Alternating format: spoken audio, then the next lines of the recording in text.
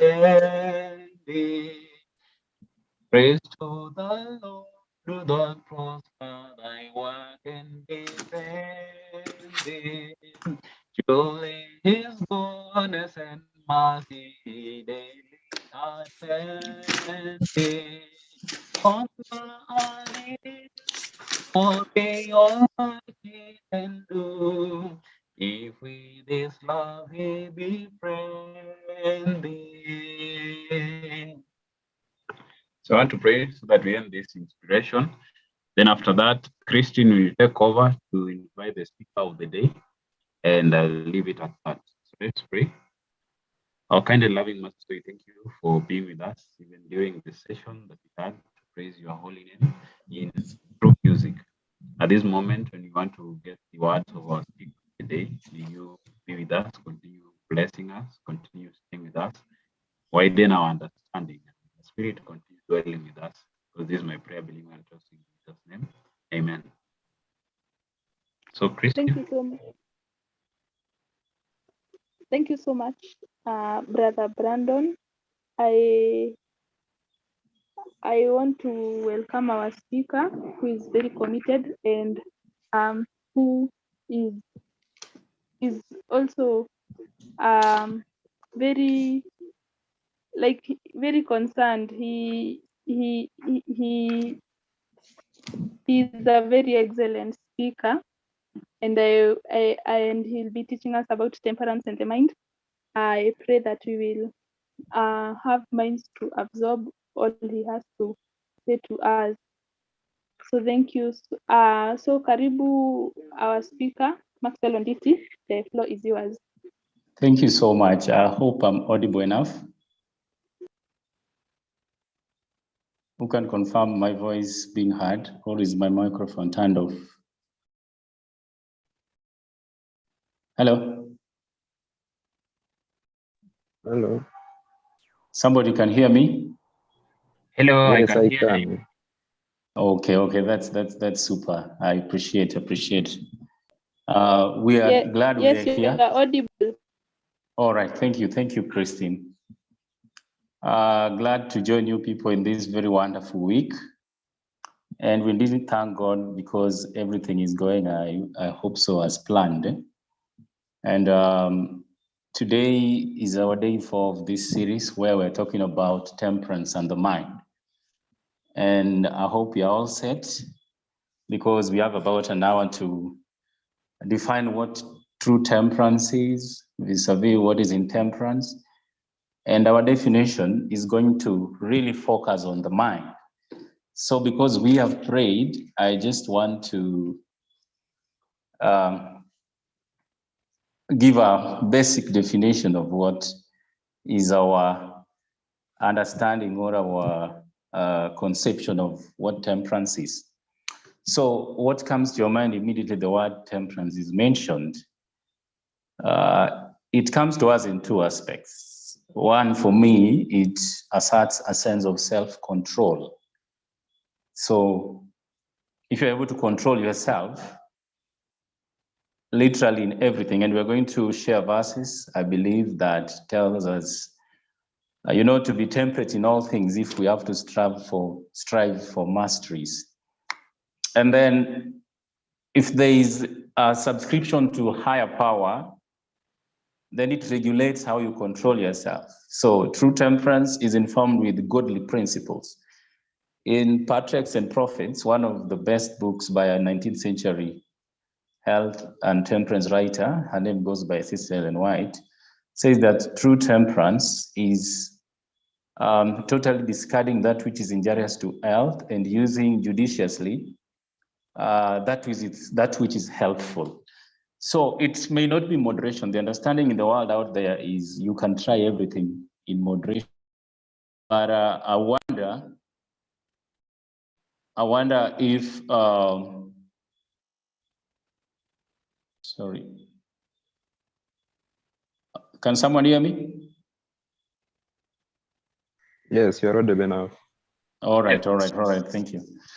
So sometimes I wonder if we can moderate on poisonous stuff. So that's why we insist that True temperance asserts using judicially that which is helpful, and it's not restricted to only the things we eat. Let me take us quickly to a scriptural evidence of what I'm talking about. And if you have your Bibles, then you can follow me to the book of 1 Corinthians, the first Pauline epistle to the Corinthians, chapter 9. And this is what the apostle says. I'll read with us. Chapter 9 of, the book of 1 Corinthians. We're all going to get our eyes glued on verses number 24. The Bible says, "Know ye not that they which run in a race run all, but one receiveth the prize. So run that ye may obtain. And every man that striveth for the mastery is temperate in all things. Now they do it to obtain a corruptible crown, but we an incorruptible." So according to the Apostle Paul, we ought to be temperate even with regards to incorruptible pursuits, and that's primarily our salvific or salvational issues.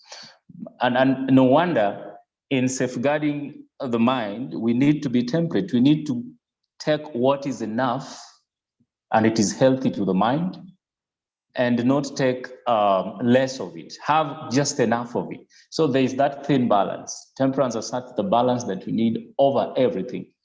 You cannot simply work without a full stop, without periods of rest.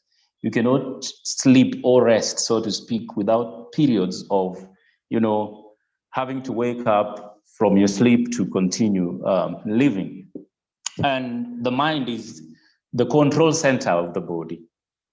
We could give it a contemporary connotation. The mind is the CBD of the human system, the headquarters, the capital center, or the capital area where everything with regards to the body is controlled, the control center.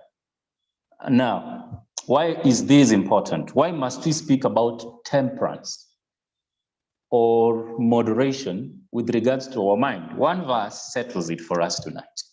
And would you all consider the book of Proverbs, the 4th chapter, if you please? The 4th chapter of the book of Proverbs summarizes why we have to be temperate with the mind, what we have to feed our mind in terms of whether it is tangible, whether it is physical, whether it is imaginary, in terms of what thoughts, the things that dictates our thoughts must be controlled and regulated by a higher power. In this case, the power from on high, the divine powers. Proverbs, the 4th chapter, the Bible says, if you are with me, then let's all go to chapter 4 and verses 23. Why is it important to safeguard the mind from intemperate habits? Listen to this. "Keep thy heart with all diligence, for out of it are the issues of life." So, that's so important. Keep your heart, safeguard it, because out of the heart stems all the avenues of life. And that's so powerful. And we're going to see in a few minutes to come that if we chop off your hand, you may not die.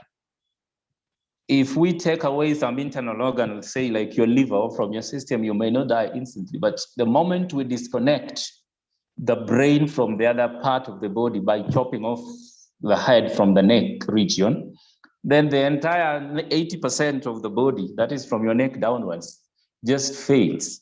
That's why beheading is equal to somebody dying. But if I chop off your hand, as important as your hand may be, you may not die. You will survive. 60% of the cases of those who lose their hands survive. So, but for your head, which carries your brain or the mind or the heart,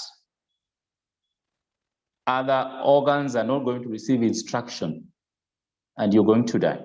So let's get into what is going to take us through. Caring for the brain or the mind is our main agenda. But I just want to highlight a few things.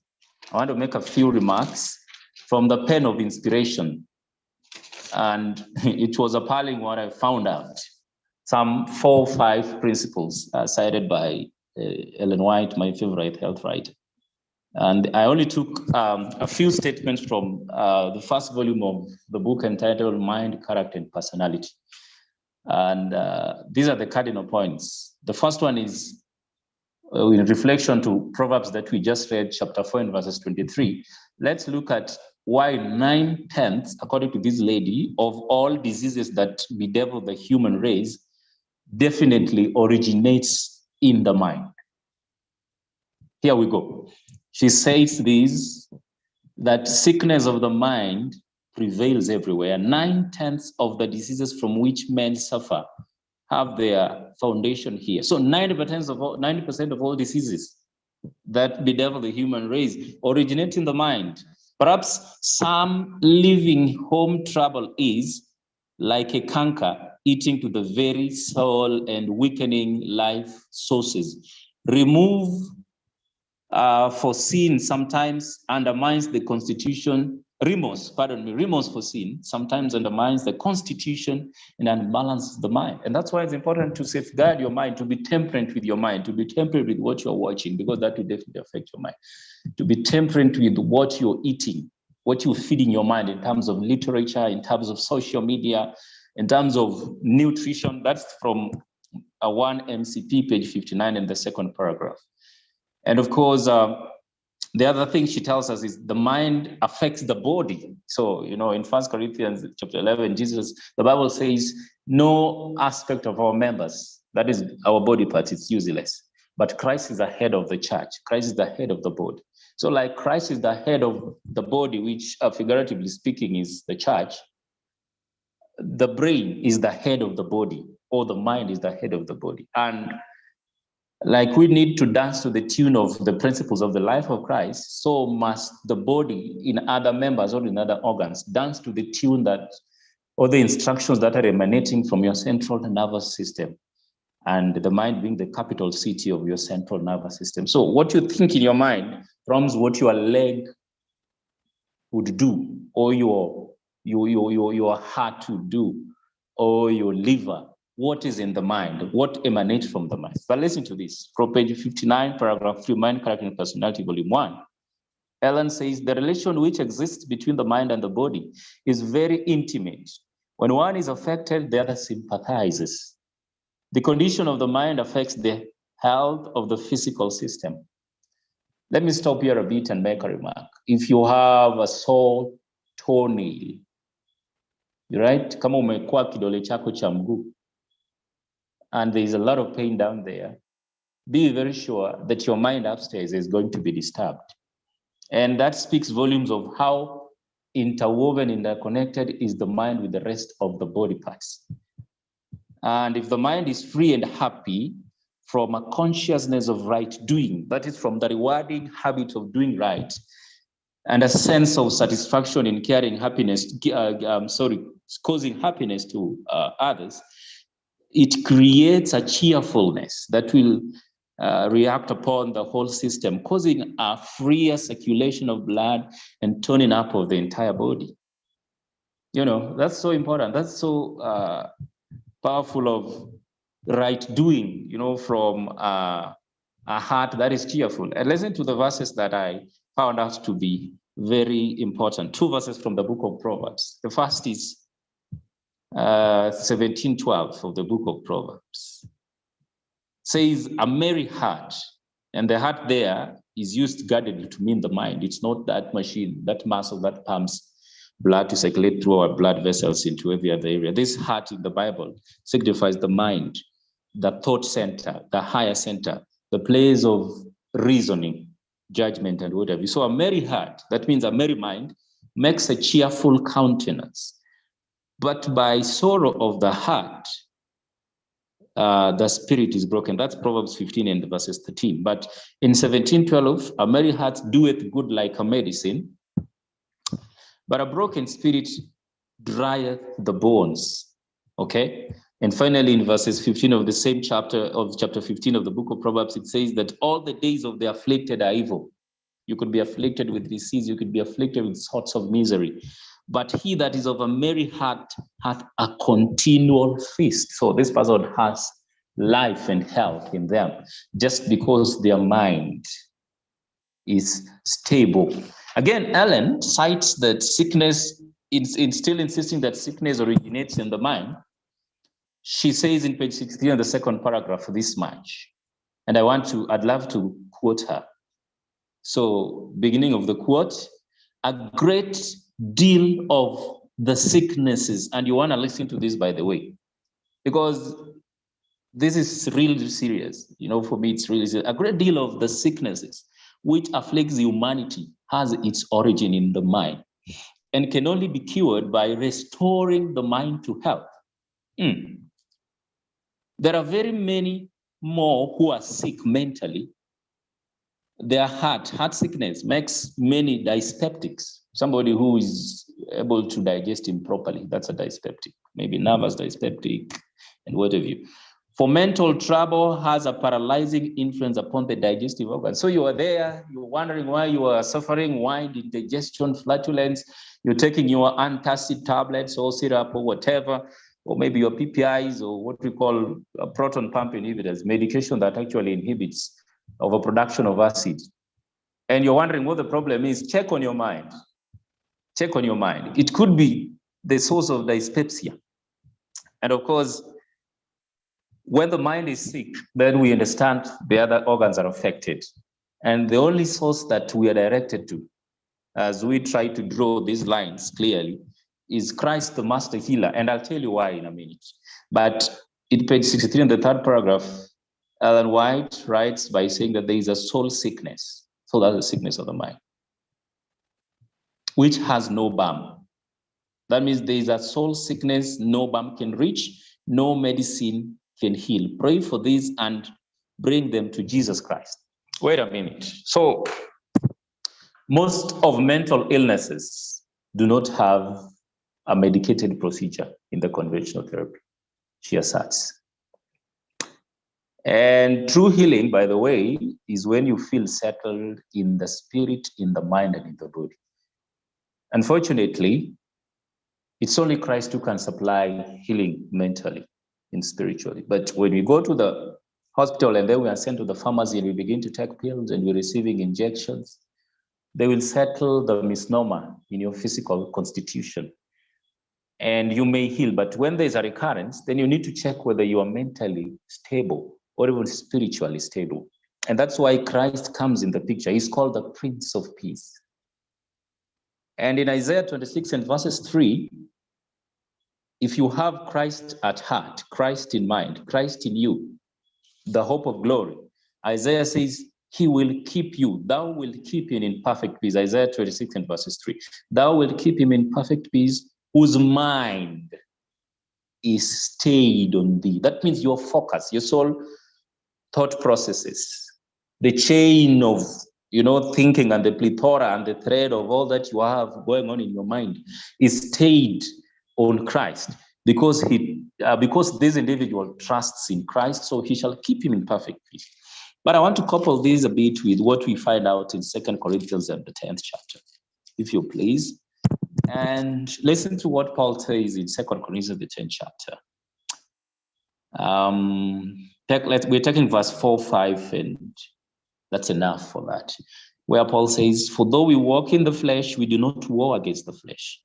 For the weapons of our warfare are not carnal, but mighty through God to the pulling down of strongholds, casting down imaginations, processes in the minds. Many people have exposed their kids to veggietales, talking trees, talking animals, phantom cartoon scenarios.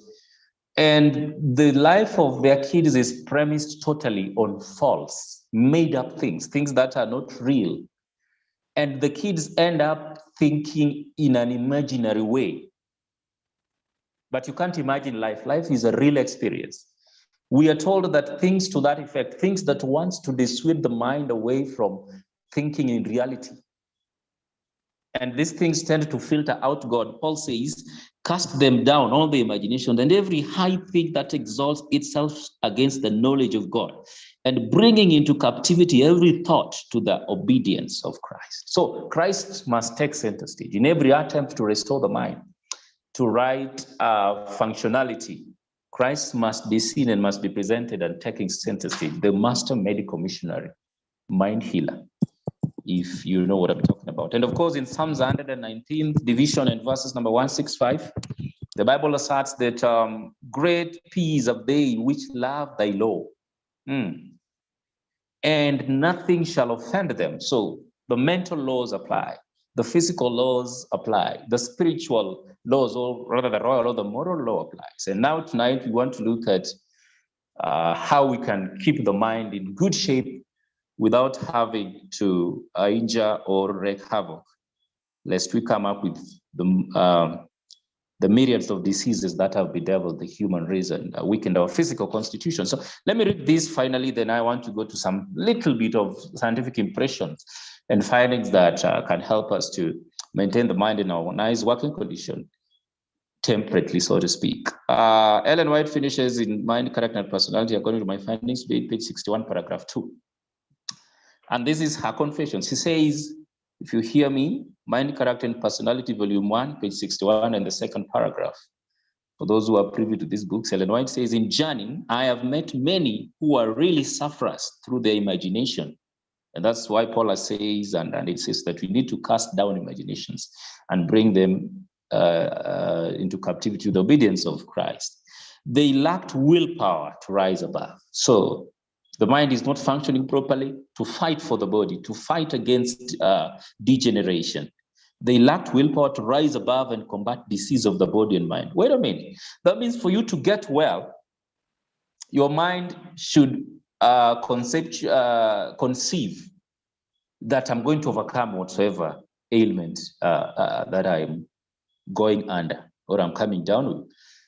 In other words, we could pump you with a lot of medication, a lot of natural remedies even, but if the mind doesn't agree, that it's going to turn around the terminal illness or the acute attack of an infection, and then this woman argues that that lack of willpower to rise above and combat disease of the body and the mind holds an individual in a suffering mode. So she says, and therefore they were held in suffering bondage.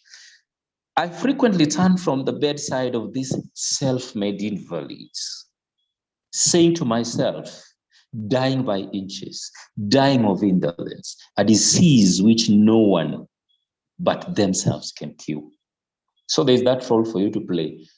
And this is why we are against central nervous system drugs that tend to medicate the mind, blocking pathways, strengthening some pathways that doesn't need to be strengthened, changing concentrations of endorphins and neurotransmitters, chemicals in the body, in the brain, that dictate, how you're going to act, how you're going to reason, how you're going to move, your emotions, the hippocampus of the brain and places like that which control even emotions are affected. Now, much of authenticating this through the pen of inspiration on the Bible, and you can always read the Bible, and there's a lot of spiritual insights on how we can care for our minds. Now let's talk about caring for the brain. I said temperance with regards to the mind is avoiding totally that which is hurtful, and using not less, not excess of what is helpful. And that's why insights into this study tonight is giving us a general overview of how we can care for the brain. We may not really tackle ailments that are centered in the brain or syndromes of brain disorders, but we may highlight. Number one, in caring for the brain, there are two basic needs that the brain's functions, irreducible minimum basic needs. I'm going to mention them here. And they're almost obvious for those of you who are taking, disciplines in medical courses. Oxygen and glucose. So oxygen is the life-sustaining gas, 16% in the atmosphere. We are told that without these two substances, the brain simply does not function, oxygen and glucose. And of course, to some extent, good fat, because our brain is 30% fat. Half of that percentage is omega-6 fatty acids, and the other half is, omega-3, linolenic acid and arachidonic acid. If that balance also is interfered with, we either crowd oxygen out or admit it inside. Like omega-6 fats will go bad on little exposure to sunlight, oxygen, and light, maybe sunlight, oxygen, and air. Oh, that's the same thing.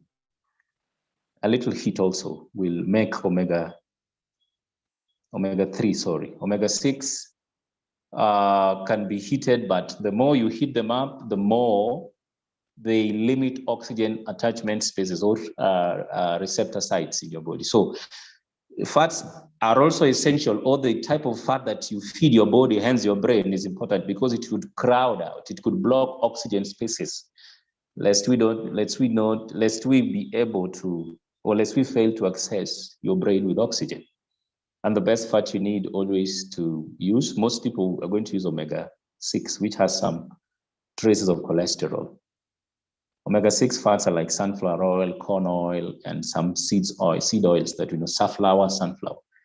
You don't need to take excess of that. If you want to take them, then you need to consume them in minimal amounts, sparingly, and in a cold pressed situation. Number 2 are the healthy habits that help the brain. What am I talking about? Good hydration. If you don't drink enough water, your brain is going to malfunction. Regular rest. You need to rest your brain. Physical activity. You need to exercise. As a matter of fact, when you exercise, science is quickly admitting that we can regenerate neurons. For many years, we have held in the scientific world that we cannot regenerate nerves. Nerves are the wires in your brain, the cells of the brain. You have about 3 trillion of them. But lately, it has been found that through so many researches that there is a protective factor in the brain called the BDNF, brain-derived neurotrophic factor. It's the one that is responsible for optimum functions of the neurons, and it could also regenerate. So how do you activate the BDNF in your brain? Taking omega-3 fats and exercise only. You may supplement the B class of vitamins, the B complex, that does not regenerate. So you have to go out for physical activity to reactivate and potentiate the activity of the BNF, which consequently is able to reinvigorate your neurons to function better. And science is quickly admitting that we could actually regenerate them. If they die, regenerate them. Contrary to that, sugar, tea, or any caffeine-containing drink, and milk spontaneously kill your brain cells. In fact, a teaspoon ingestion of sugar has been found out to have the potential of killing 6 brain cells. That's serious. And neurotoxic or excitotoxic elements like aspartame, these are the sugar additives. You can always find them in the supermarket. The sugar substitutes, saccharin, aspartame, MSG, are able to kill brain cells spontaneously with as little as 3 hours of ingestion. And that's so important. So breathing fresh air, oxygen, the brain needs oxygen. Among other habits, promotes good brain function. So access to good air, good breathing patterns, rehydration and hydration, regular rest, physical activity, optimizes your brain function. The brain, in as much as it is protected, needs more than enough of physical and mechanical protection. This is what we mean by that. Talk about trauma. Somebody just hits your head, hits your skull. That's able to affect how you function. In fact, there are portions in the brain that can have irreversible effects even with your balance and your reasoning. We have the forebrain, which houses the thought center. We have the midbrain and the hindbrain, where we have the cerebellum, balance and stuff like that. Everybody else want to protect their head when somebody threatens to hit them. Why? The body is designed in such a way as to protect the key and the most central controlling organ of the body, and that's the brain. Very important. Naturally, we want to lose our hands protecting the brain. And that is why we have a skull. The toughest part, external or posterior, protecting the softest element of the body is on the head. Tells you how important what is inside. There is what I would mention with regards to physical protection, electromagnetic radiation. So whether it's a diagnostic procedure, or radiations from those who work in atomic and nuclear plants, people that work in industries where there is a lot of radiations, even those who work in an X-ray department know that it is important that you limit exposure to such and such radiations. You limit exposure of your head that houses your brain to such and such radiations, UV, gamma rays, and what have you. But we're talking about computers. That light hits your eye, dictates wavelengths that are irregular, affects how your brain is going to function. Diagnostic machines, TVs. The TV is a key enemy of the brain. You'll know why in a few. Mobile phones. I have a friend. He called me one morning, very early. No, it was not a morning. I think he was in town and he somehow was feeling like his sugars are going low and he was becoming disoriented and he was getting blood vision. And then now he called me, I was in town luckily, so I went and assisted him. He was hanging there, he could not move. So I was trying to ask him a few questions. Did you get breakfast in the morning? Or have you been sick have you been down with an infection? But you don't look like you have low blood. I was trying to think of things that would cause lightheadedness and somebody lose their balance. And then I came to the place where I asked him, in your morning workouts, when you're running around doing your exercise, do you plug earphones? He said, yeah, I love plugging earphones while I'm about my, morning workout. And that was it. The radiations in the earphones and the head plugs are able to affect and wreak havoc in your mind, on your nerves. So, and physical agents, we need to protect the brain physically. Then there's chemical protection. We're talking about things to do with alcohol. So alcoholic addicts. Alcohol, by the way, is a chemical that passes a barrier that discriminates what is to enter inside the brain in the higher centers.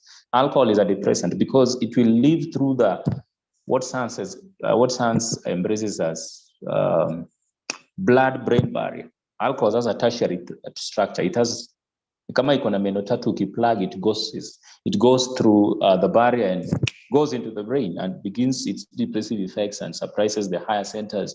And the reason is therefore compromised, and somebody can just pee on themselves and they don't have a problem with this. The same drugs. So they are pharmaceutical drugs, drugs, analeptics, drugs of the central nervous system that are formulated in such a way as they need to cross the blood-brain barrier to launch an effect in the brain. But some of them have irreversible effects. We have certain neurotoxic plants that can affect the nerves.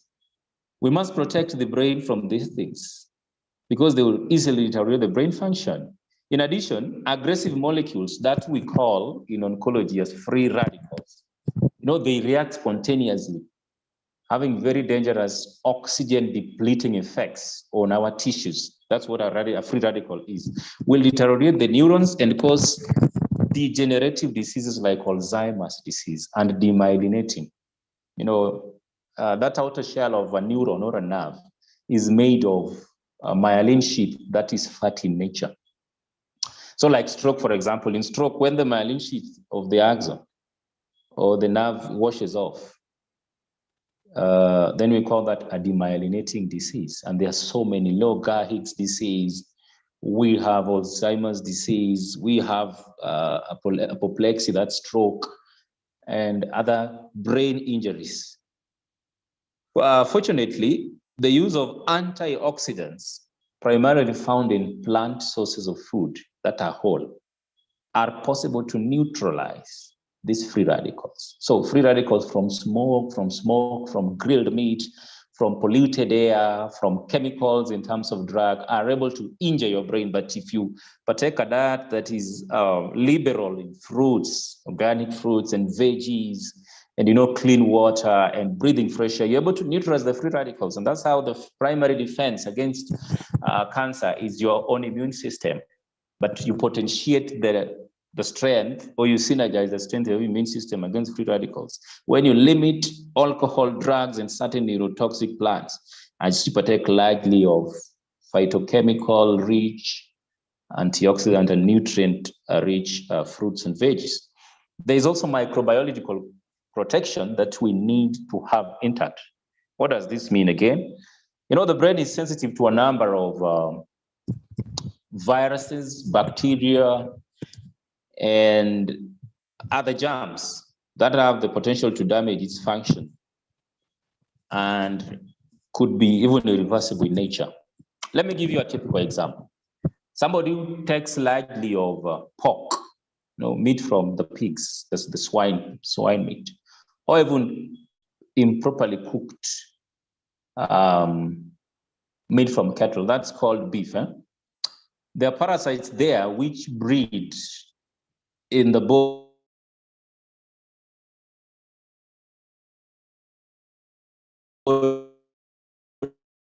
Hope somebody tried to call me. Am I still on? Could somebody confirm if I'm audible? Yes, you are. So there was some disconnection, and I'm back.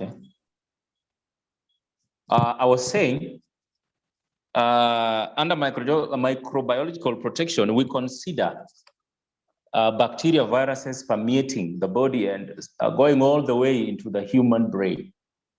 And you need to be temperate by totally leaving foods like improperly cooked meat. And I was simply explaining that when you take meat improperly cooked, it does not only have gastroenterol effects, it also has effects on your brain, because your brain is warm because of being fatty. It's able to breed eggs from parasites, and they hatch there and begin to initiate convulsions and seizures and what have you. So even omena, the small fish, has a lot of worms. These worms would hatch in your stomach and escape into the blood and all the way into the brain. Germs in milk, cow milk, raw cow milk has a lot of germs, has a lot of pus cells, has a lot of live bacteria, viruses, and even live cancer cells. Like there's a lot of bovine tuberculosis, the type of bacteria that causes TB in the cows. And there's a research over the years that has indicated that most of the TB today in the human population is a result of partaking largely of food or derived products from, cattle. So microbiological protection would have a lot to do with how your meals are structured, the choice of the meals, how they're prepared, and whether they have these live microbiota or not. So certain basic hygienic standards, and no wonder we have pasteurization of milk being looked at. Well, it's not really effective per se, but that's why they have it, pasteurization of milk, and how they inspect canned meats and canned food and stuff like that. In fact, you need to be protected against mosquitoes and even ticks, which could be very offensive in terms of the effects they harbor to the brain. What is this other aspect that I want us to look at? Food for the brain. We can't run away from good nutrition. And if you want to have good blood, you must look at what you're eating, but that blood permeates the brain. That blood circulates in your brain and determines the quality even of the thoughts that you're going to harbor, which will dictate behavior, which determines character, which informs your destiny. And foods for sure will influence brain function. Some foods and certain plants have confirmed protection to your neurons, to your nerves, some foods. And their regular use keeps neurons in good shape. If your food is rich in omega-3, the good fat that is saturated, but has little to do with cholesterol saturation. For example, coconut oil, that's a saturated fat, but which burns completely in the tongue, but it's not oxidized. The problem with saturated fat is if it is oxidized. Otherwise, red palm is a saturated fat, one of the best fats. But we also have monounsaturated or medium chain fatty acids. So the type of fat, for example, determines the shape of your brain. Let me Alzheimer's disease is a disease that is complicated by ingestion of a cation called aluminium. So it has a 3+ up there, those who understand chemistry. If you use largely of aluminium cookeryware or baked foods that have a lot of aluminium, or deep fried food that have a lot of fats that are damaged, trans fats, your brain is in danger. Actually, ukiwa unakula chipo kila siku, you are frying your brain. You are deep frying your brain. That's how I like to put it simply, because it shrinks that brain. The omega-6 fats, arachidonic acid, will crowd out omega-3 when we need to have an even balance between omega-6 and omega-3. And that's what aggravates Alzheimer's disease. Then you begin to have, Alzheimer's disease is actually characterized by irreversible memory loss and loss of neurons. And I lost my aunt painfully 5 years ago to that, and affects even autonomic nervous system and peripheral nervous system, the control of such digestion and elimination of waste from the body. So your food is so important, and I think this is a place we need to hang a bit. What is good for the brain? I just want to mention foods by passing, since I may not have a lot of time, that we would prefer in the event of being temperate with our brain. Again, they don't check excess of this, but neuroprotectors are so important. And I remember Daniel and his 3 friends chose food that would protect the brain. Ellen White remarks that there are certain articles of foods that humanity has adopted in nature,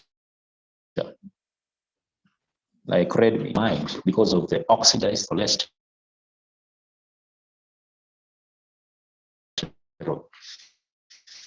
Somebody once told me that there's a lot of like solid, amazing.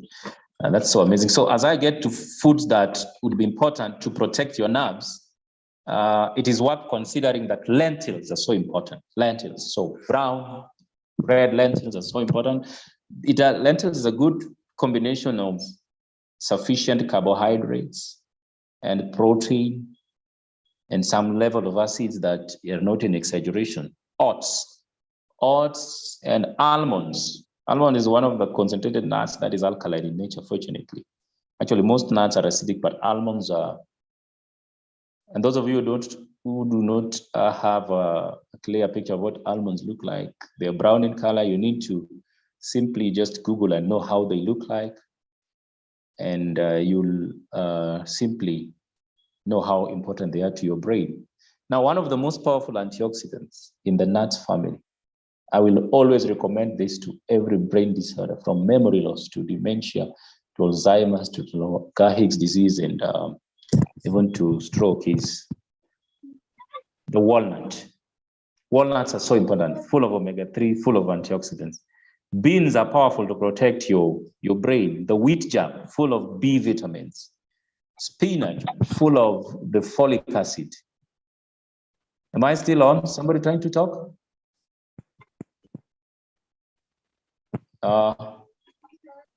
Yes, we can hear you. All right, thank you. Lettuce, Roman lettuce, so powerful because of chlorophyll. Asparagus.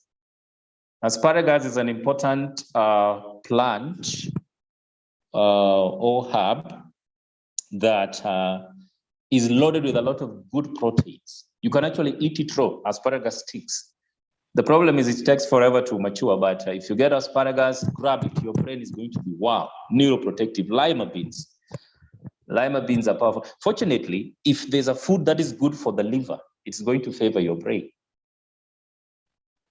Those who understand anatomy will go to the nitty-gritties, but by passing, I would say if there's something good, because the liver is oxygen. In fact, the liver consumes a lot of oxygen than the brain, if you never knew this. But the liver is a liberal organ that protects every other organ of the body. One of the organs that the liver primarily protects, for your information, is the brain. And that's why if there is ammonia in the liver and it escapes in the brain, issues. Broccoli. Broccoli is a cruciferous vegetable full of neuroprotective antioxidants called sulforaphane. Walnuts, you've mentioned that, avocados, monounsaturated fats, To some levels, for those who are ovo-vegetarians, those who still insist on the use of eggs have some neuroprotective. If it is organic, should it be sterile and raw egg? For those who are ovo-vegetarians or lacto-ovo, those who also insist on milk and eggs, the egg would help them. And oranges, of course, with the good, powerful acid combinations in oranges. So cook these foods properly. So take them raw. You can take raw salads with lettuce, asparagus, and steamed spinach to protect your brain. And of course things like bananas, raw bananas, full of good amounts of starch. So it gives you glucose, but controlled with a lot of fiber. And the B vitamin and the potassium are so powerful for the brain. And then, of course, plant sources of omega-3 are so powerful. This is your soybean. We already mentioned walnuts, but we are mentioning flax seeds. Actually, flax seeds has lignans, which is the parent omega-3 source. Parent means it has not been derived. If you go to the pharmacy or to an anti-aging shop, they will sell you omega-3. And I want to caution us about just picking up supplements omega-3 from wherever. And sometimes you find tricky combinations, omega-3, 6, 9, sometimes even 12. Omega-3, especially from fish oil, has already been activated to 6 or 5 carbons, that is docosahexaenoic acid and EPA. But omega-3 from lignans that are primarily found in flax seeds are not active already. So the body is going to derive what it needs, store others, and activate it in vitro in the system. But the one that we get from fish is a lot. But you know what? It's already gone or rancid. That means already damaged, if you know what I mean. Because fish primarily use omega-3 in the water at about negative 14 degrees Celsius to avoid them freezing. So it's a defreezer. We're talking about negative 14, but on land, we're talking about 98 degrees. By the moment it comes to land, that temperature is already too high for the omega-3 to be active. It's already derived, it's already damaged. When omega-3 gets into the body and it's damaged, it crowds the heart muscles or the blood vessels, and it just dances in the skin and the fatty layers on the skin. And it's one of those things that would exacerbate or make worse your chances of growing a mole or sustaining a mole on your skin, and thus skin cancer. So omega-3, the right source of omega-3 for your brain, for the heart, for the skin, and omega-3 may not even be good for the skin per se because we got no receptors there, would be lignans, flax seeds. How do we take flax seeds? You ground them. Within 15 minutes of grounding and consuming it, you will get 5-HT or serotonin, or the happy hormone that is involved in regulating appetite and happiness. Soybean, very powerful, loaded with a lot of omega-3. And of course, as we have mentioned, walnuts. So, and the good grains are like, these are your legumes, your chickpeas. Chickpeas looks like a maize grain. And unless you are so sick, we don't recommend a lot of supplements because we need them in the compound form. All wheat germ, when you take wheat, for those of us who insist on taking wheat, it's rare for me to take wheat, but wheat germ, when it's the whole grain and you grind it, you have the germ inside there. It has a lot of good effects for your body. Otherwise, carrots are good, kiwis and oranges for the vitamin C. Vitamin C is funny. What is called, if you have vitamin C and you have citric acid, vitamin C is ascorbic acid. What it does, it pokes holes in the brain. That's what I could say, basically. In other words, in biochemistry, it has a structure that is able to permeate into the brain so that you can take medications in there. So for those of us who are feeding the brain with some natural remedies, it's good to consider mixing your remedy with some plant sources of vitamin C, citric acid found in primarily in maybe kiwis or in oranges or in lemons.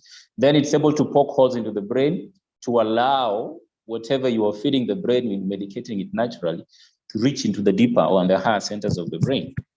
And so our nutrition for the brain does not require cholesterol, omega-6 a lot, and we don't require a lot of glucose, by the way. We just need a balance.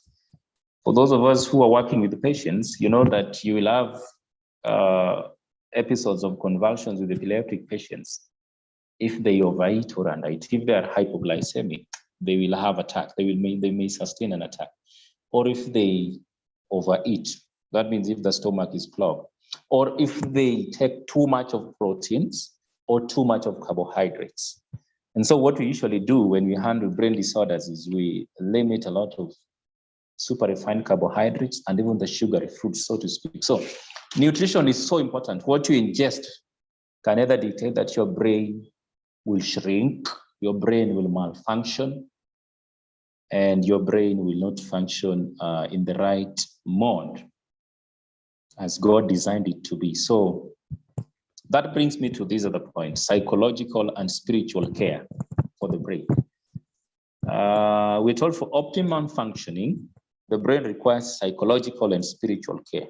In fact, all humans need at some level to be loved for the better performance of the brain. It's rewarding for, well, it's why do you have depression in marriages if one person is underappreciated in that marriage? Yeah, literally, or in relationships. So a loving and a lovable Christian has very good brain health. You must really know how to care for your brain spiritually and psychologically. Psychologically, don't look at things that tend to assert negative feelings to your brain. Like horror movies, for example. Movies that, I remember a few months ago, there's a gentleman who was studying at JKUAT, who apparently had been watching horror movies for too long until he wanted to actuate it in reality and went and killed, beheaded everybody, was stabbing. Stabbing every member of the family, and people died in their home.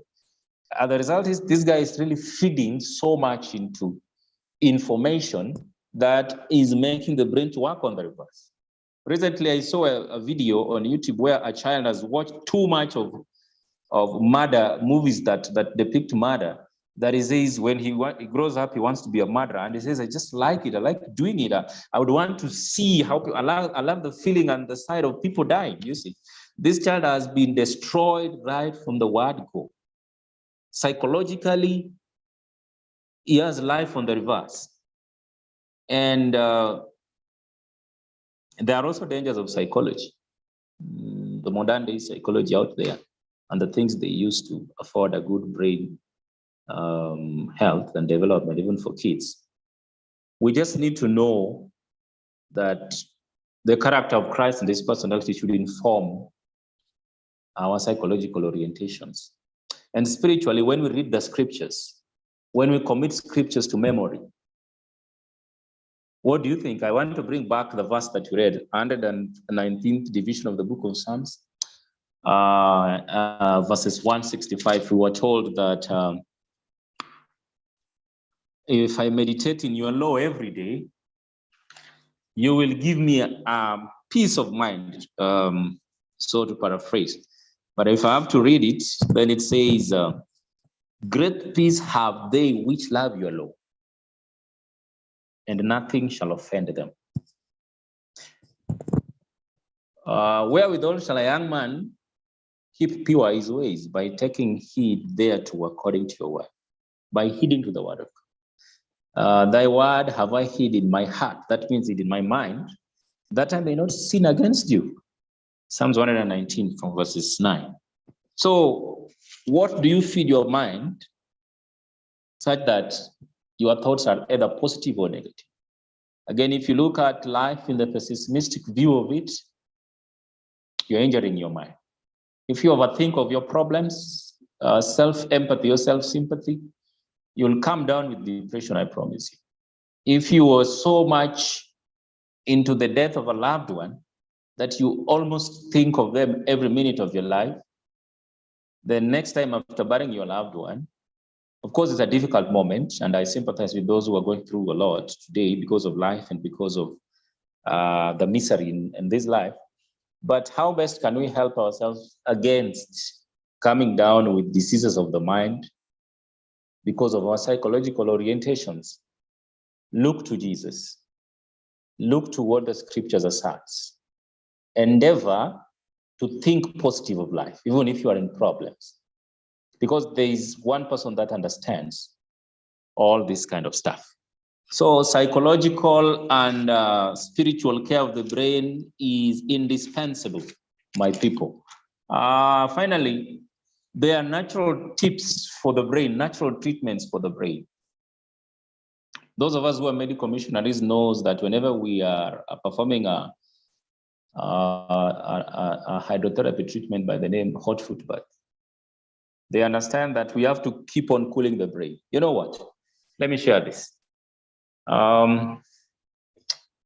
Those wires in your brain are electric neurons. Your brain is wired, yes, I said it. It doesn't need heat. If it needs heat, ni kama wire itashikana. Wire ikishikana, sensation ina change. That's what we don't need. So we don't need heat up here. We need to cool the head and cool it and cool it. That's why when you have exposure on the sun, direct sunlight, midday, you come down with a headache. The body is just heated up. But when the right temperatures are afforded, the brain functions super fit. So there are some remedies we have always employed carefully and have helped in regaining back the brain. People that have brain tumors would benefit from a lot of the cooling effects of a charcoal poultice around the head, or onion and potato, onion and it's onion and the coriander, that's dania. Because both onion and dania have plant chemicals that are able to pull heavy metals like gold, like aluminum, like arsenic, which have bioaccumulated in the brain, the things like mercury. So just cooling the brain, a soya poultice, tofu, is able to cool the brain so nicely. These are the things we use, by the way, for those that have brain tumors and brain cancers and brain disorders. Things that tend to cool it, tend to calm the nerves. And then we have nervine herbs that tend to calm and regulate the firing and the relations of the nerves in the body. These are things to do with passion flower. Just a drink of passion flower every night helps against depression and poor sleep patterns and somnolence, or what we call insomnia.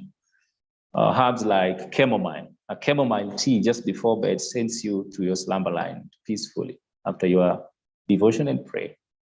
Remedies like distilled water, which would leach inorganic minerals in your brain. Just taking distilled water. And some of you don't admit, not some of you, of course, but outside there, they believe distilled water is dangerous. They believe distilled water leaches mineral. But you know what? A half-truth is more dangerous than a full lie. Yes, distilled water is good for the brain. Why? It leaches out minerals. But what minerals? Inorganic minerals. And activates, actually, organic minerals. And the brain needs a lot of minerals. Magnesium, calcium. So look for nervine herbs that calm your system. Hops, strobile, passion flower, chamomile, valerian, lobelia, moringa, rosemary because of the oxygen, ginkgo biloba, oxygen and circulation. Spicy herbs like turmeric because of curcumin. It tends to retard growth of abnormal growth. All right, things like eucalyptus because of the essential active moieties in eucalyptus, the steroidal compounds that are going to, permeate the brain for the good. So the use of water, the use of cold pressure, cold water, like steam inhalations. When you steam with garlic and onion, when you steam with eucalyptus or menthol, steaming with rosemary, you're supplying oxygen to the brain in circulation. Oxygen, enough of oxygen calms the brain. And also good food that is sufficient in glucose. So important. And of course, the sun is important.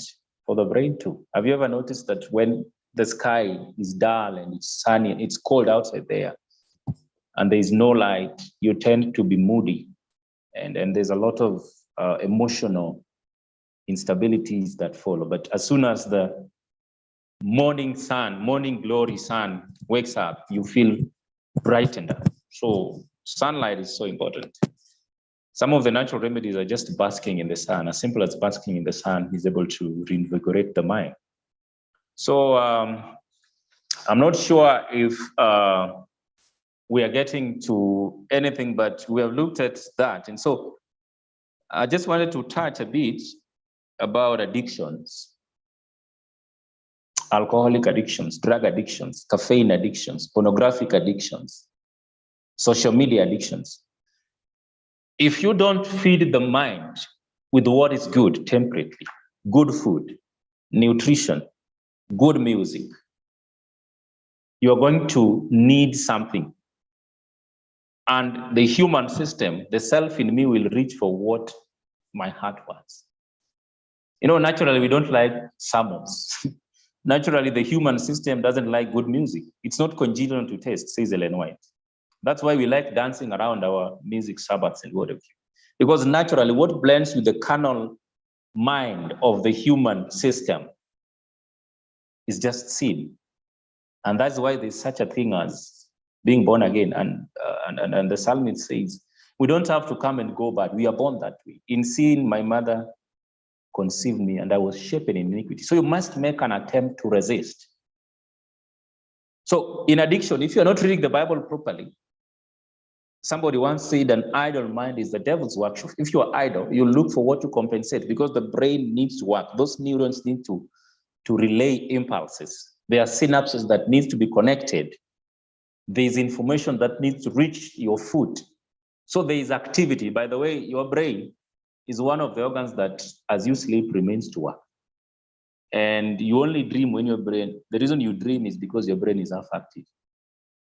If you have what is called non-rapid eye movement type of sleep, the sleep that comes between 9 and midnight, then your brain is almost shut, but it does not totally go away. When you are in dream, your brain is working and it's instructing the body to keep the heart running and other vital organs. So those that are addicted would benefit a lot from positively oriented activities. Good food, yes, but they need to have activities that open up new pathways in the brain that are rewarding, that are more positive. You're going to be addicted when you are omitting something or committing something against the mental health. For example, you start by just wanting to transnight. So you get a cup of coffee. Tomorrow there are 2. Then you're going to look for something stronger, energy drinks. And then you're going to open the way for stronger addictions like nicotine, like alcohol, like central nervous system drugs. So it begins from one night party where you went and tasted that glass of liquor, or just going through an overnight movie session so that you are awake most of the time. Those of us who subsist on Mira and Veve, that's a central nervous system drug that havocs the brain so badly. So we don't need to, how we want to avoid addictions of stronger elements is we want to stop addictions in the smaller things, addictions to tea, addictions to coffee, addictions to carbonated drinks, addictions to sweets and pastries and cakes and then all these kinds of overly concentrated foodstuffs. They are a danger to the brain. In fact, when we run away from sugar products and we are going to sugar substitute, we are hindering the brain more because of MSG and aspartame and all these kind of sugar substitutes that are neurotoxic. That means they're able to accumulate in the brain and cause a problem. There are myotoxic things that accumulate in the muscles.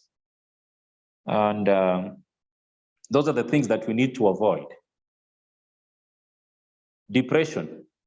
When somebody is depressed, we need to, get them off that depressive curve by what kind of music probably they would listen to, what kind of food they would be feeding on. Like There was a day I was depressed and I walked a distance that I can walk only in 10 minutes. I took 1 hour, 30 minutes. But that was badly depressed. It was acute. I know it was not going to stay, but it was bad. And so I remembered that there are chemicals, natural chemicals in pineapple that heals a depressed mind. So I reached for a piece of pineapple. It didn't even take 5 minutes before I was okay. And it was amazing. So there are a lot of things out there which are able to, on top of believing in God, are able to help relieve a brain that is disturbed. So there are anxieties, there are depressive illnesses, mania, bipolar, schizophrenia, other forms of mental illnesses. It begins from what we see, what we taste, what we hear. Okay? In fact, even what we touch. Sometimes I have heard Ellen White say that if you want to strengthen, if you want to have a good mental constitution, be involved physically. Man, because, these fingers are controlled by the brain. So the more you work, the better is your brain in terms of health. So have a good regular physical activity.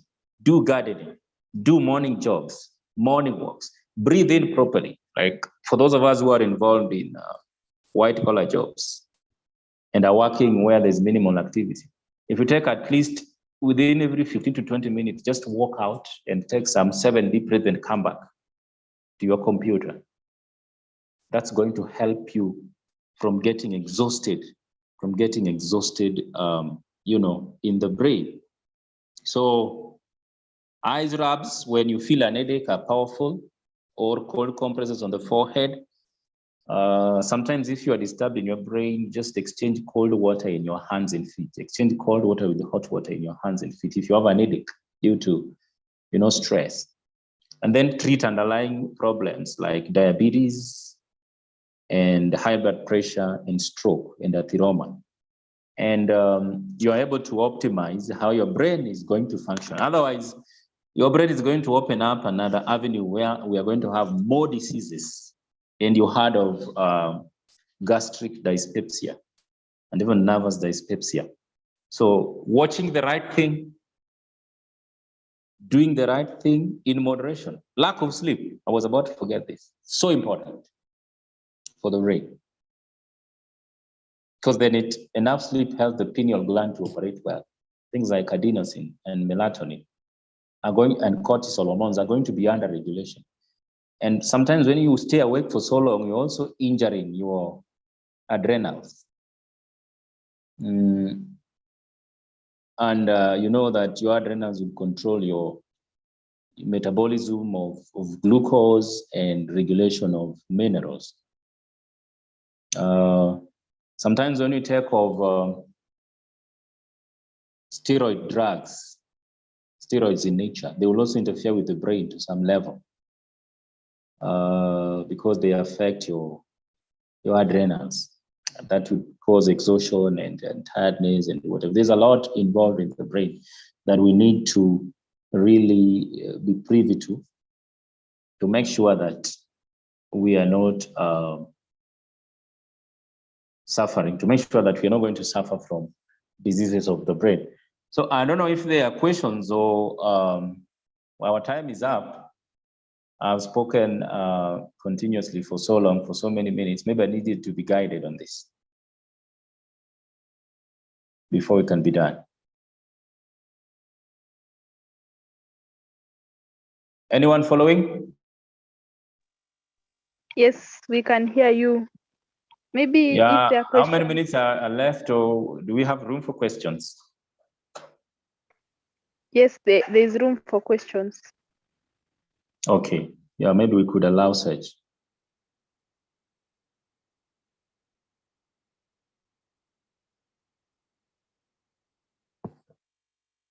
What have confused people the more?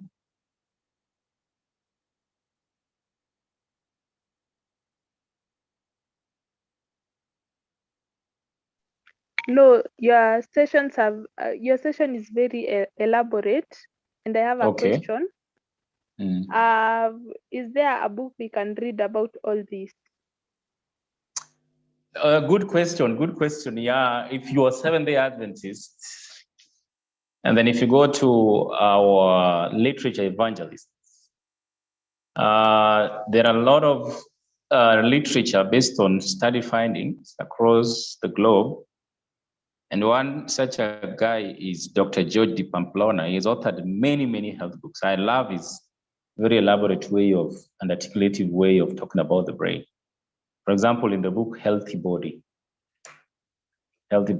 that's so powerful. So our health books are so rich. It's a user-friendly. For example, the Healthy Body is a user-friendly book. User-friendly means you don't have to be medically literate to understand what they're talking about there. Some of the remedies that are contained in that, especially in pages 77, are so powerful. And there are things that also he has allowed us to see,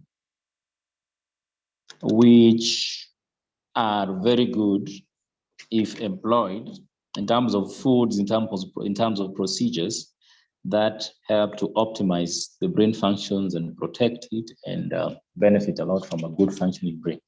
So one of them is The Healthy Body by de Pamplona. The other one is, if you want to understand your brain more, go to a 19th century prolific, the most translated American writer in the female section, Sister Ellen White. She comes from the SDA Church in history, one of the pioneers.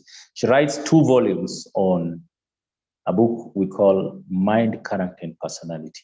Very outstanding. In fact, she talks about electricity of the brain when neurons were discovered almost 100 years after she had talked about this. And the things she writes there, you would think she was studying with a professor of neurology. So go to Mind, Character, and Personality, volume 1 and 2. Go to some of our health books, go to Cancers on Diets, their foods, and their impressions on how we can really afford good mental, physical, and spiritual health. Yeah.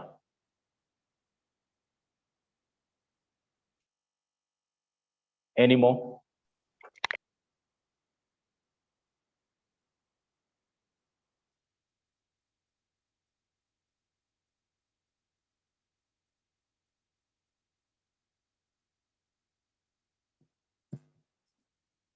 So, any more questions coming? I think Muturi is raising the hand. All Muturi, right. maybe you can go ahead and ask your question. Oh, I had no question, but there's even another book called God Healing Way. It also God's speaks more Healing about Way. the mind and. Okay, that's so important from Muturi. God's Healing Way. God Healing Yeah, Way. I mean, there's a lot. Yeah. There's really much. Yeah, who's authored it? Yeah, she's done. I think I have the book. She's done a collection of, health procedures naturally. If I'm right, eh?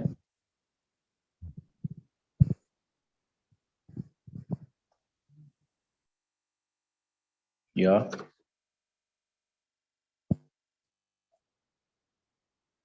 So I wanted to mention that even as we think of the questions we can put forward, I have worked with addicts for long. I have worked with people with mental illnesses for long. And we can always benefit through medical missionary on how we can care for these people. You have to be a spiritual nurse unto them. You have to understand them. They need love. Those who are addicted need love. They need a lot of patience. And then why doesn't say, don't just claim an alcoholic through prayer alone and think that it will go away. If they happen to go back, you're still with them. They need people that are there for them, people that want to understand them. And probably there's 1 or 2 people in your descent, your ancestral descent, who is struggling with alcoholism, who is struggling with Alzheimer's disease, who is struggling with stroke, who is struggling with several addictions also. I want to say that God has a way for these people, and we are blessed with the sanitarium here in Kiserian, where we also work with people that have addictions. And you know why the pharmaceutically oriented rehabilitation centers don't help much is because we may try to give you disulfiram or desmorphine to make you vomit when you consume alcohol, so that you form a dislerish or a disliking of liquor. But I discovered recently that most of the addictive elements in liquor are in red meat, grilled meat, red meat, deep fried, and whatever. So as you run away from the obvious addictive elements in consumption of alcohol, and we don't check on your diet, we are still sustaining these pathways of addictions by giving you red meat, by giving you caffeine drinks, by not controlling your diet to the best part of it. So whether it's just depression because of some stress levels that cannot be avoided, that is still key. And having a program, regular program, where you are able to pray, where you're able to have help from your supportive structure. And that's why we need a supportive social support for these people.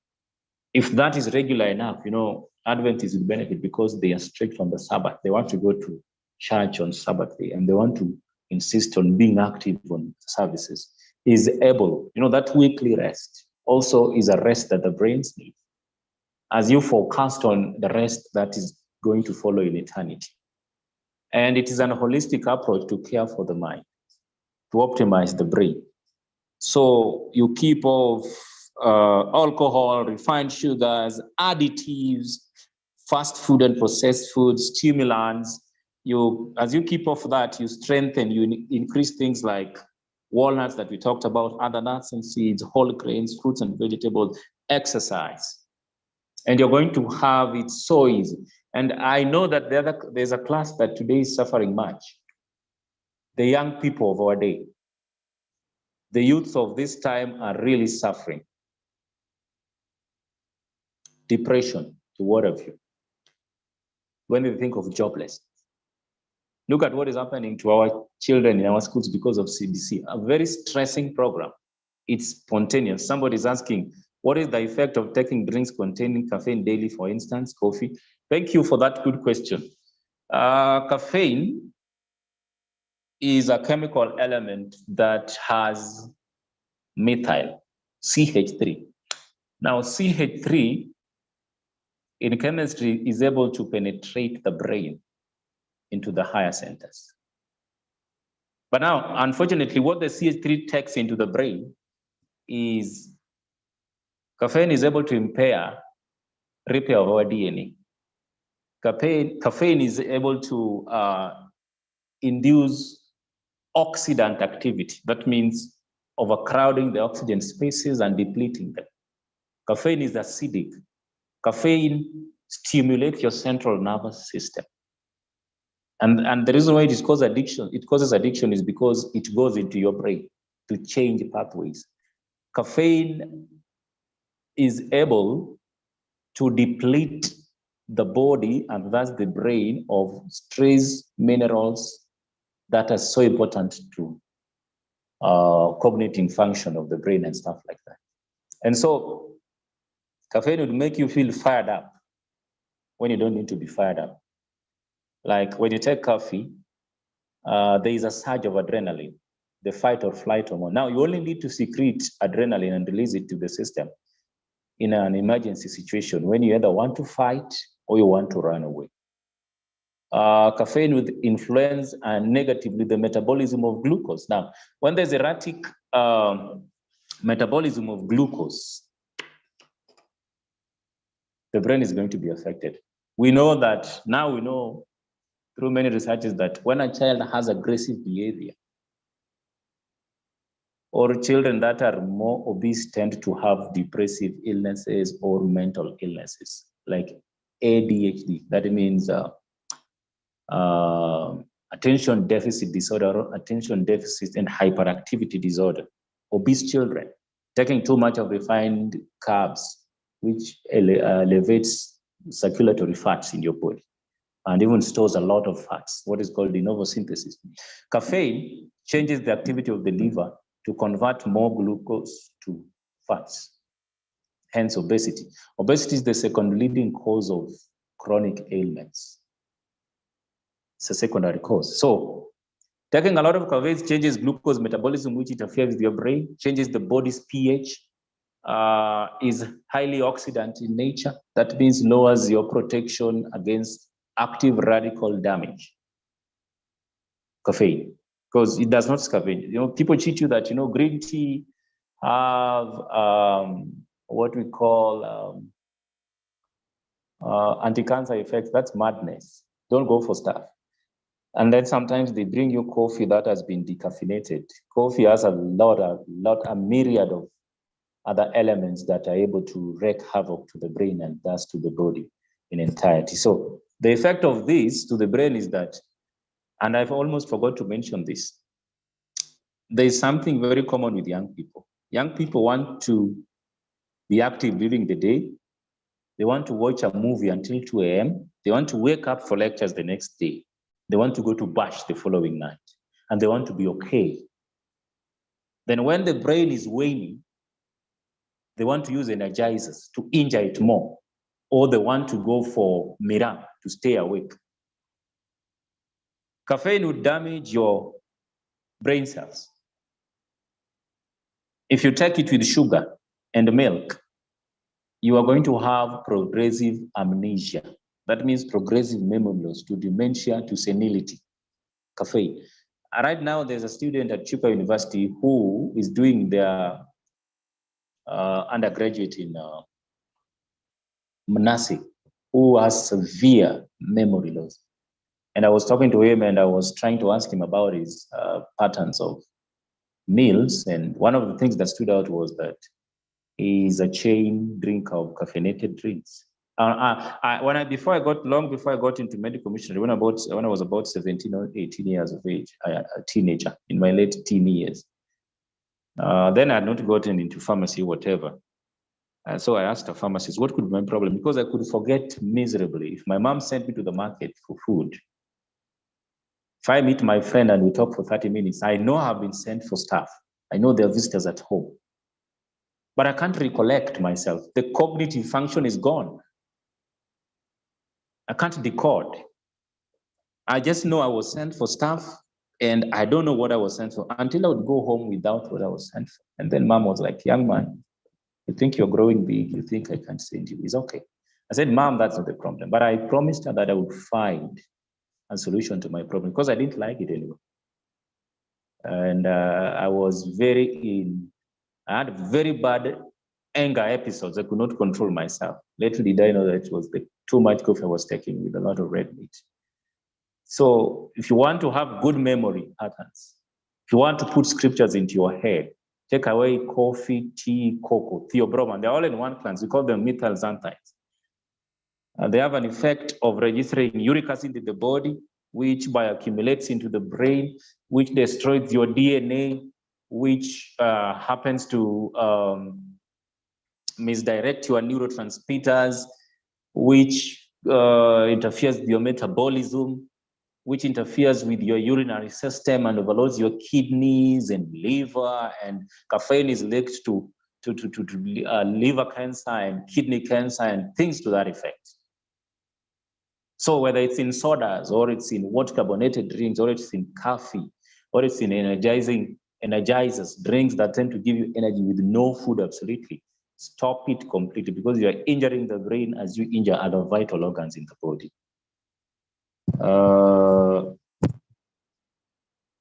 And you know, after somebody has gotten into depression because of frustrations in life, if you go to a psychiatrist, they eventually prescribe antidepressants and psychodrugs. And they are being prescribed, the patterns are changing. It's going on an all-time high graph. But do you know that can simply manage all those kinds of things? We don't need selective serotonin reuptake inhibitors, for example, to control a lot. We just need the right food. If you go to cakes or alcohol or sweets, there is an amino acid called, is it tyrosine, which would give rise to tyramine. It's so much in that. It interferes with your dopaminergic levels and acetylcholine levels. These are hormones or neurotransmitters in the brain that helps to regulate movement and mood and appetite. Somebody's asking a question. Is somebody asking a question? I saw some question. Or somebody's saying thanks so much. I don't know.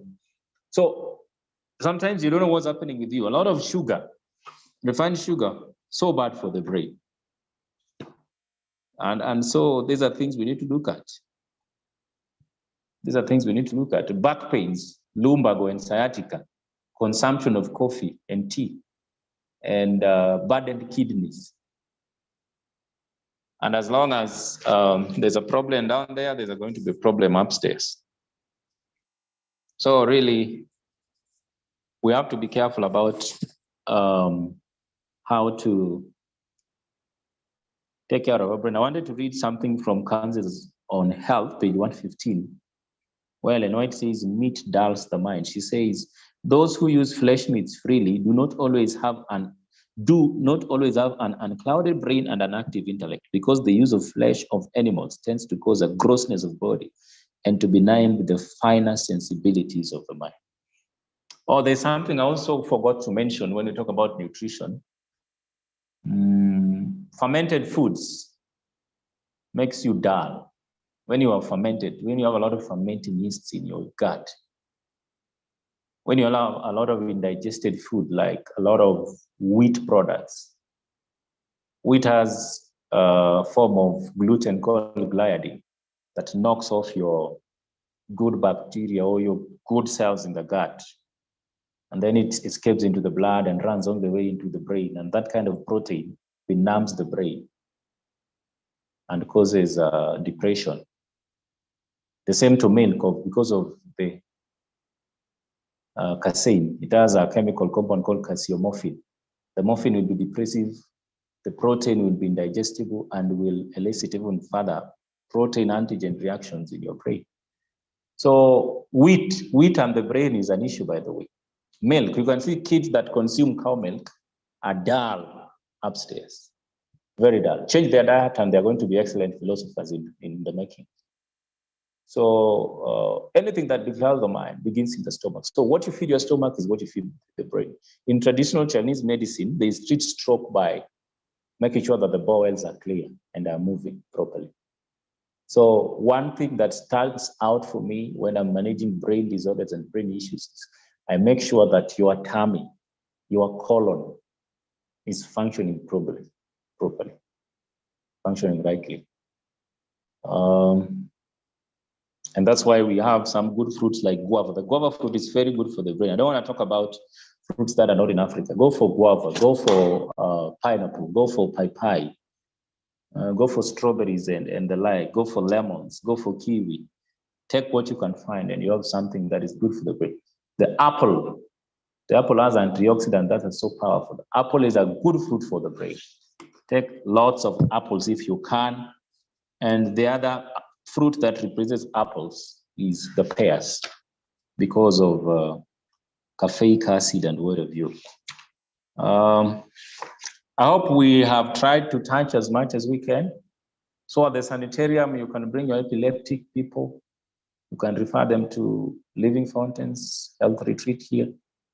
People that have mental illnesses, depression, mania. Actually, we have had one successful case of a gentleman who had a combination of very organic diseases. Yeah, somebody is asking, Michael Omedo is asking everyone, is drinking chocolate having caffeine? Because chocolate blocks your colon, and because it has a methyl structure, theobromine, theo actually stands for traces of mercury, and bromine, that's a halogen, a very reactive radical. Chocolate is going to damage your brain. Do you know that? Do you know why people in strip clubs, drink sodas first before they begin to strip, before the dopaminergic levels are interfered with, so that you can strip naked for somebody to look at you. They must be under some influence, either alcoholic influence, or they're taking too much of these caffeinated drinks, because it interferes with dopamine, which also is going to interfere with a lot of regulatory hormones in the brain. Cocoa is one of those things. Chocolate, drinking chocolate, cocoa, that's like alcohol. It's going to really interfere with the colon, then interferes with the brain. So drink soy, drink barley teas, drink moringa teas, drink millet teas. If you want to drink a grain, soy is good, millet is good, carob is good. What else is good? Roasted millet and sorghum. Surpa gives like coffee. Dandelion coffee, so good. Dandelion is a plant in nature. It is not having the coffee bean. So majorly, we affect stuff. When we take stuff, we affect the brain. Things like pornography. It's going to destroy you. Pray so hard that you don't get there. Masturbation, pray that you don't get there. Be exposed to a lot of spiritually oriented books. These are things that people are struggling with. Deep down, they are dying. When you masturbate, you lose instantly all the zinc that you build up, all the zinc with one ejaculation. And if masturbation, which is a habit, is consistent, what's happening with that brain? You're going to be brain dead. All the zinc is going away. How do you replenish your zinc? Take popcorns, take soy. You want to have zinc from corn silk. That means zile is a mahindi. Nyuzi za mahindi. You want to have zinc in pumpkin seeds, zinc in sesame seeds. Seeds, grains, nuts going to give you zinc. You need zinc for the brain, man. You need lycopene for the brain, for the prostate, for heart health. So those are things which, if you're not taking them in food, if there's an insufficiency, you could be trying to compensate with alcohol and stuff like that. So stop literature, stop looking at nude photos, stop watching bad music, stop being addicted to your phone, be addicted to your Bible, Stop going to nightclubs, you're going to die. Stop overreading. Wengine wanasoma sana because you're taking a medical course or an engineering course. You are damaging the mind. Too much of your studies are wrong. In fact, I remembered a verse that I wanted to share if there's still time. Let's listen to Ecclesiastes. It's a verse that we're all familiar with, all too well familiar with. Ecclesiastes, the 12th chapter. Let me share with us from verses number 12 to 14. Here the scriptures assert that, let me read. And further by this, my son, be admonished of making many books. There is no end. In pharmacy school, I witnessed somebody go mad because they were studying too much. Yes, they were getting their distinctions, but they were studying too much. Too much of the structures, the hue, quantity, structural activity relationship, too much of the carboxylic acid, tricarboxylic acid cycles, and what have you. The Bible is clear. Be admonished of making many books, there is no end, and much study is a weariness of the flesh. Let us hear the conclusion of the whole matter. Fear God and keep his commandments, for this is the whole duty of man. There's something that most people have thought to be offensive, but I like to quote it. It's in Loma Linda Messages. Ellen White was addressing physicians that were working at Loma Linda University. She's saying that much that is embraced in a medical cause is positively unnecessary and merely rubbish. She's not censoring the medical fraternity, the medical cause. She's saying there's just too much clutter. People are studying a lot of psychology that is taking them nowhere, instead of taking a lot of anatomy and physiology. So she says, on top of taking your medical course, you'd benefit so much to have good spiritual and mental health had you read the Bible more than the theories of the medical fraternities. Too much theories. Germ theory of disease, which is just intrinsically wrong. But you are told you are screwed to go through these things, to master them, you are programmed and medicated to think in a certain direction. You need to have a free mind that is able to balance. You need to have balance. Okay? So I believe that as we safeguard on what we are watching, what we are listening to, what we are feeding on, We're also safeguarding on what we are reading. Novels. You are reading fiction. Your brain is going to operate on a fictitious premise. And that's why you're not going to believe in the Bible. And the devil is going to use you. A lot of fiction. No wonder many young ladies, when they are being talked to by young men find it easy to win them when they cheat them. You know, I'll buy you an aeroplane, or I have very many houses.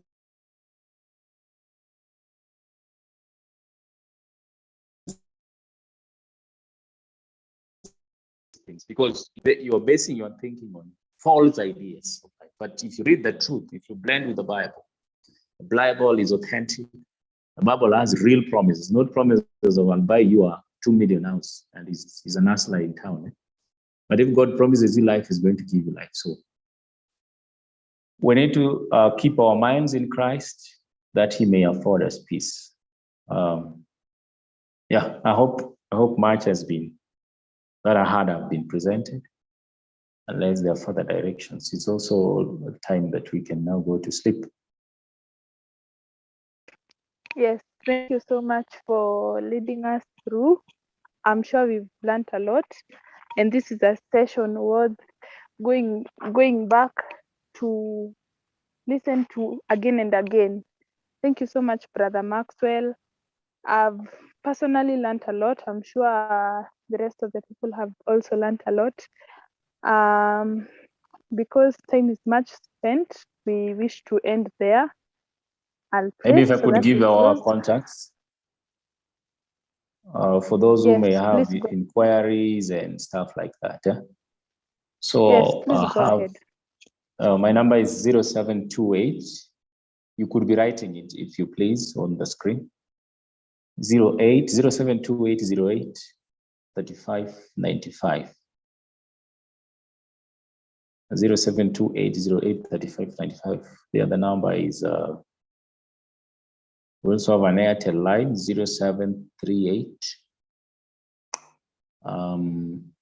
827 446. 0738 827 827 446. 0738 827 446. You can always reach us there for any consultation if you want to be treated naturally or want to be guided. And may God bless you and thank you for this good program. And in fact, go out there and help people to meet Christ. The greatest of all goals to preserve the mind is to keep it in a condition where we're able to communicate with God and integrate His will into our own will and do it, that we may not lose consciousness of our high and holy calling. And that is none other than to win heaven. God bless you abundantly. God bless you too. So I'll pray so that we finish the session. Amen. Thank you, Lord, for this wonderful day.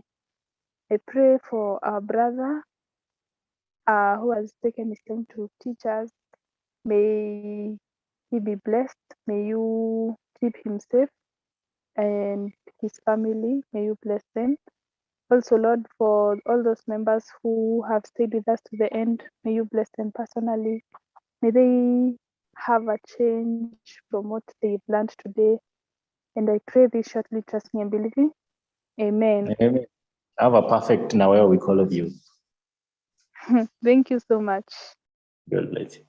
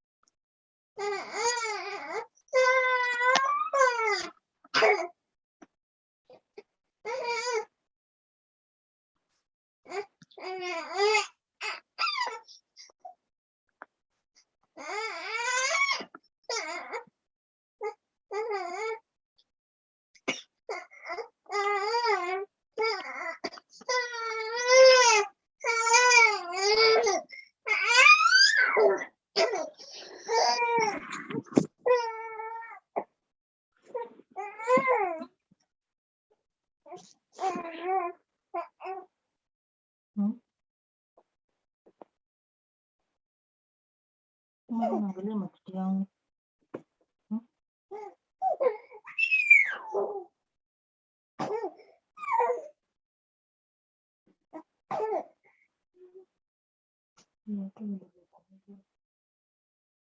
Nini nilete nini sio kwa mkono?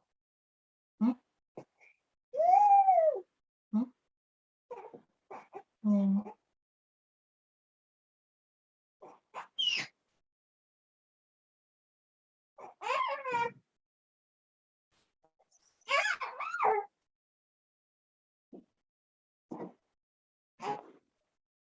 Mbona napigia mama yako kelele?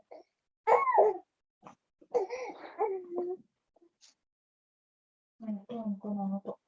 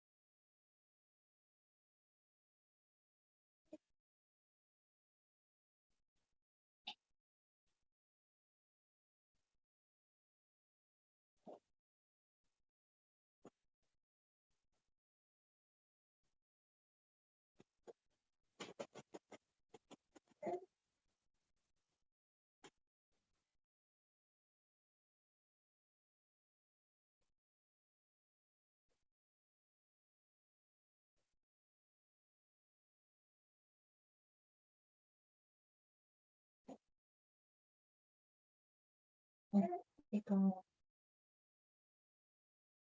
unaniuma